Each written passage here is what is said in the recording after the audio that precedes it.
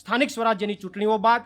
હવે આ ખેડૂતોનું જે આંદોલન ચાલતું હતું એનો બીજો અધ્યાય અમે શરૂ કરવા જઈ રહ્યા છે અને એટલા માટે એક કાર્યક્રમની જાહેરાત હું આપ સમક્ષ કરવા માગું છું, ગુજરાતના ખેડૂતો સમક્ષ કરવા માગું છું કે આવનારી 27 તારીખે આમ આદમી પાર્ટી દ્વારા સુરેન્દ્રનગર ખાતે એક મોટી કિસાન મહાપંચાયતનું આયોજન થશે, જેમની અંદર અત્યારના ખેડૂતોના પ્રવર્તમાન મુદ્દાઓ સાથે સાથે આવનારા ભવિષ્યની અંદર જે ખેડૂતોને મુદ્દાઓ જે આવવાના છે, અત્યારે હાઈટેન્શન લાઇનને લઈને જે ખેડૂતોને સૌથી મહત્વના મુદ્દાની અંદર અત્યારે પીડા છે, આ તમામ મુદ્દાઓને લઈને આવનારી 27 તારીખે